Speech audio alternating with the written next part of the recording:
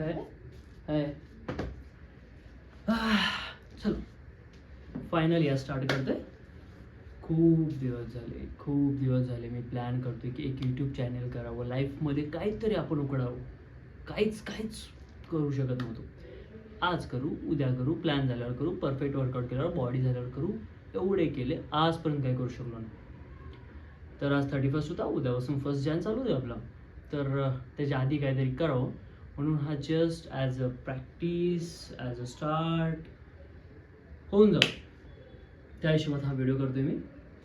तर नॉर्मली हे चॅनल म्हणजे मी क्रिएट करण्याचं इंटेन्शन होती की बाबा डेली लाईफ आपली जी चालू असते, जॉब म्हणा, कॉलेज म्हणा, किंवा आपले काही पर्सनल प्रॉब्लेम्स असतील, त्याच्यामुळे आपण कंटिन्यू जिम करू शकतो.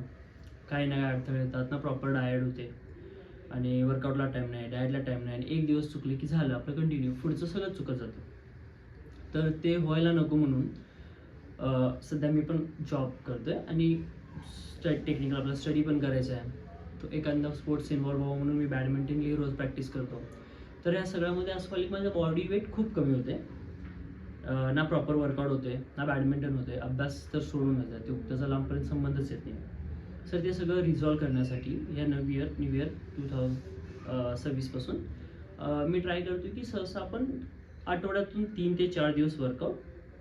एक बॉडी बिल्डर आहेत फेमस, माईक मिन्झलर, तुम्हाला माहीत असतील.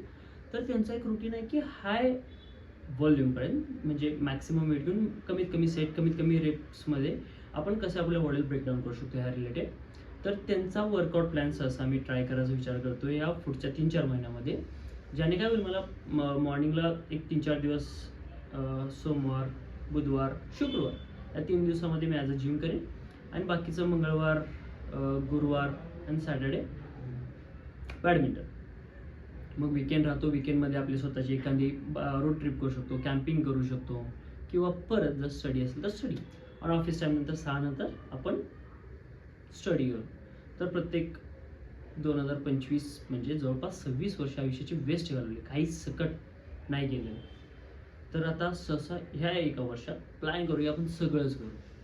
आता म्हणणार की अरे एवढं सगळं तर करणं अवघड आहे, पण करू ना. जेवढं टार्गेट देऊ तेवढं तर अचीव करण्यास होईल. त्यातलं 10 ते 20% जरी अचीव, टार्गेट एवढे मोठे ठेवूया की 10%, 20% जरी अचीव झालं तरी बाई असं म्हटलं पाहिजे लाईफमध्ये उखडलो आपण.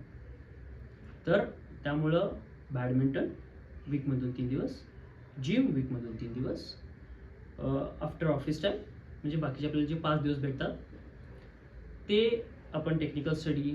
माझी कम्युनिकेशन इंग्लिश खूप घाण आहे म्हणून मी मुद्दाम मराठीत करतो. टेक्निकल स्टडी, आणि सॅटर्डे संडे आपली पर्सनल लाईफ जाण्यासाठी रोड ट्रिप करू शकतो, बीच. सहसा प्लॅन पण करतो की ह्या इयर एंडपर्यंत मिनिमम आपले 5-6 ज्योतिर्लिंग पण कम्प्लीट होते. तर या इंटेन्शननं आज मी फर्स्ट व्हिडिओ काढतोय, अपलोड करीन यूट्यूबवर, आणि बघू पुढे किती कंटिन्यू. मॅक्सिमम ट्राय असेल की बाबा मी वीकमधून मिनिमम 2 व्हिडिओ तर माझे वर्कआउट रिलेटेड, डाएट रिलेटेड, आणि ती माईक मिन्झलर्स यांचं वर्कआउट रुटीनचा अपडेट पण तुम्हाला देत राहीन, कसा होतो तो ॲक्च्युली, मसलवर स्ट्रेंथ लोड पडतो की नाही, तेवढा ग्रोथ होती की नाही. प्रोबॅबली मी काल ट्राय केला त्यांचा एक पुश डे, तर त्यांच्या वर्कआउट रुटीन खरोखर खूप पंप आला, खूप पेन करते. त्यामुळे मी जिमला सुट्टी घेऊन हा व्हिडिओ करतो खरं तर. ठीक आहे.